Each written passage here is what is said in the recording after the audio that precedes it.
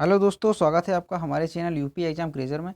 दोस्तों, आज के वीडियो में हम UP triple S C stenographer में किस तरह से आपसे क्वेश्चन इंटरव्यू में पूछे जा सकते हैं, इसके ऊपर हमारा वीडियो रहेगा और ये हमारा पार्ट 1 है। इसके हम और पार्ट लेकर आएंगे। और दोस्तों, इसमें जितने भी हमने क्वेश्चन इंक्लूड किए हैं वो सारे जूनियर असिस्टेंट के इंटरव्यू में पूछे गए थे। तो चलिए वीडियो शुरू करते हैं कि किस तरह से क्वेश्चन आपसे पूछे जा सकते हैं। पहला क्वेश्चन है, आप स्टेनोग्राफर क्यों बनना चाहते हो। दोस्तों, जूनियर असिस्टेंट के इंटरव्यू में कई अभ्यर्थियों से पूछा था कि आप कनिष्ठ सहायक क्यों बनना चाहते हो। इसलिए आपसे ये क्वेश्चन वो पूछ सकते हैं कि आप स्टेनोग्राफर क्यों बनना चाहते हो। तो इसमें आप जवाब दे सकते हैं कि सर, मैं वनडे एग्ज़ाम की तैयारी कर रहा हूँ। इस पद पर नियुक्ति मिलने से मैं एक स्थायी रोजगार प्राप्त कर आत्मनिर्भर बन सकता हूँ, इसलिए मैं स्टेनोग्राफर बनना चाहता हूँ। तो ये आप इसमें जवाब दे सकते हैं। और दोस्तों, एक ज़रूरी बात कि आप इसमें कोई बनावटी जवाब नहीं देना, जो सच्चाई है वही बताना, क्योंकि आप अगर गलत जवाब बनावटी जवाब देंगे तो वो तुरंत समझ जाते हैं। तो इसलिए आप बनावटी जवाब ना देना, जो आपका उद्देश्य है, आप स्टेनोग्राफर क्यों बनना चाहते हैं वही आप बताना। अगला क्वेश्चन है, आपके यहाँ आने का उद्देश्य क्या है। तो इसका आप जवाब दे सकते हैं कि सर, मैं साक्षात्कार में अच्छा प्रदर्शन करना तथा इस साक्षात्कार के द्वारा कुछ नया सीखना और अनुभव प्राप्त करना है। वो आपसे कहेंगे कि आपके यहाँ आने का उद्देश्य क्या है, तो आप कह सकते हैं कि सर, हमारे यहाँ आने का उद्देश्य साक्षात्कार में अच्छा प्रदर्शन करना तथा इस साक्षात्कार के द्वारा कुछ नया सीखना और अनुभव प्राप्त करना है। अगला क्वेश्चन है, उत्तर प्रदेश कन्या सुमंगला योजना क्या है। तो उत्तर प्रदेश सुमंगला योजना क्या है। इस योजना का उद्देश्य बेटियों को आर्थिक सहायता देकर उनका भविष्य उज्जवल बनाना है। इसके अंतर्गत उन्हें जन्म से ग्रेजुएशन तक कुल 15,000 रुपये की वित्तीय सहायता दी जाती है। तो ये है उत्तर प्रदेश की कन्या सुमंगला योजना। अगला क्वेश्चन, उत्तर प्रदेश के स्वास्थ्य मंत्री कौन हैं। तो उत्तर प्रदेश के स्वास्थ्य मंत्री श्री जय प्रताप सिंह हैं। अगला क्वेश्चन, उत्तर प्रदेश में केंद्रीय विश्वविद्यालय कितने हैं। तो उत्तर प्रदेश में कुल केंद्रीय विश्वविद्यालय 6 हैं। सेंट्रल यूनिवर्सिटीज़ की बात की जाए तो वो 6 हैं। अगला क्वेश्चन, कोरोना वायरस का आधिकारिक नाम क्या है। सार्स कोव 2 इसका आधिकारिक नाम है। इसका फुल फॉर्म क्या है, यानी कि जैसे कोरोना वायरस का आधिकारिक नाम पूछा तो आप नाम बताएंगे, उसके बाद वो आपसे पूछ सकते हैं कि इसका फुल फॉर्म क्या है, क्योंकि वो इसी तरह से क्वेश्चन पूछते हैं। कोई आपसे क्वेश्चन किया फिर उसी में क्वेश्चन वो बढ़ा देते हैं। तो इसका फुल फॉर्म क्या है, sewer acute respiratory syndrome corona virus 2 इसका फुल फॉर्म है। अगला क्वेश्चन, नई शिक्षा नीति के बारे में बताइए। तो दोस्तों, जो नई शिक्षा नीति है वो 5+3+3+4 मॉडल पर आधारित है।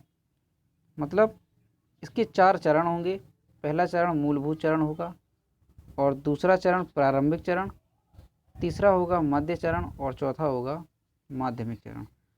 नई शिक्षा नीति के बारे में आप डिटेल से पढ़ लेना, क्योंकि ये इम्पोर्टेंट है और इससे क्वेश्चन पूछा भी गया था। तो आपके लिए भी ये महत्वपूर्ण है, आप इसे डिटेल में पढ़ लेना। अगला क्वेश्चन, नासा का फुल फॉर्म क्या है। तो नासा का फुल फॉर्म है national aeronautics and space administration. इसका फुल फॉर्म है national aeronautics and space administration, NASA का फुल फॉर्म है। अगला क्वेश्चन है, मुगल सराय का नाम बदलकर क्या रखा गया।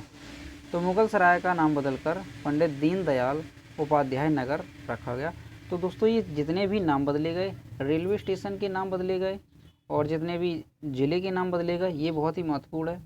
तो ये आप सब पढ़ लेना, ये बहुत ही ज़्यादा इंटरव्यू के अनुसार महत्वपूर्ण है। अगला क्वेश्चन है, यह किस ज़िले में पड़ता है। जो मुगल सराय का नाम बदला गया है पंडित दीनदयाल उपाध्याय नगर, तो ये किस जिले में पड़ता है? तो ये चंदौली जिले में पड़ता है। अगला क्वेश्चन, राज्यसभा में जो 12 सदस्य राष्ट्रपति मनोनीत करता है वह किन किन क्षेत्रों से होते हैं? तो राष्ट्रपति 12 सदस्य राज्यसभा में मनोनीत करते हैं तथा 2 सदस्य वो लोकसभा में मनोनीत करते हैं। तो जो सदस्य मनोनीत करते हैं वो किन किन क्षेत्रों से होते हैं? तो वो होते हैं कला, विज्ञान, साहित्य, समाज सेवा और सहकारिता के क्षेत्र से वो संबंधित होते हैं। अगला क्वेश्चन, आर्किमिडीज का नियम क्या है? आर्किमिडीज का नियम क्या है? तो आर्किमिडीज का नियम जो है वो ये है कि यदि कोई वस्तु पूर्णतः अथवा आंशिक रूप से द्रव में डुबोई जाती है, यदि कोई वस्तु पूर्णतः अथवा आंशिक रूप से द्रव में डुबोई जाती है तो वस्तु के भार में कुछ कमी प्रतीत होती है, जो वस्तु द्वारा हटाए गए द्रव के भार के बराबर होती है। ठीक है दोस्तों, ये आर्किमिडीज का नियम है कि अगर कोई वस्तु आप पूर्णतः या आंशिक रूप से द्रव में डुबोते हैं तो वस्तु के भार में कुछ कमी प्रतीत होती है, और जो कमी होती है वो वस्तु द्वारा हटाए गए द्रव के भार के बराबर होती है। अगला क्वेश्चन, गुरुत्वाकर्षण बल किसे कहते हैं? तो गुरुत्वाकर्षण बल किसे कहते हैं? 2 कणों के बीच कार्य करने वाले पारस्परिक आकर्षण को गुरुत्वाकर्षण, 2 कणों के बीच कार्य करने वाले पारस्परिक आकर्षण को गुरुत्वाकर्षण तथा उससे उत्पन्न बल को गुरुत्वाकर्षण बल कहते हैं। तो ये गुरुत्वाकर्षण बल की डेफिनेशन हो गई। अगला क्वेश्चन, कोई वस्तु, ये दोस्तों परसेंटेज से क्वेश्चन पूछा था, एक अभ्यर्थी थे उनसे, ये था क्वेश्चन कि कोई वस्तु रुपये 300 की है, अगर कोई वस्तु 300 रुपये की है और उस पर 10% की छूट दी जाती है तथा छूट पर 10% टैक्स लगाया जाता है तो वस्तु कितने रुपए की होगी, यानी कि उस व्यक्ति को कितने रुपए पे करने पड़ेंगे?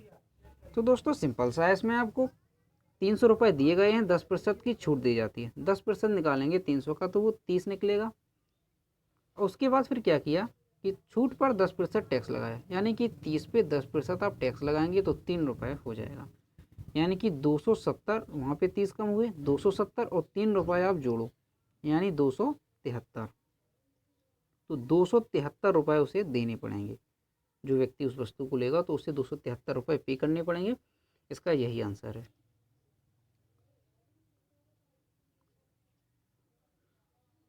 तो दोस्तों यही क्वेश्चन थे आज हमने, जो इंटरव्यू के लिए बहुत ही महत्वपूर्ण क्वेश्चन थे, ये हमने इसमें वीडियो बनाया, इंक्लूड किया, और भी इसका हम पार्ट लेकर आएंगे। ये पार्ट 1 था। दोस्तों अगर वीडियो पसंद आया हो तो इसे लाइक कीजिए, शेयर कीजिए, और अगर चैनल को अभी तक सब्सक्राइब नहीं किया है तो चैनल को सब्सक्राइब कर लीजिए। धन्यवाद।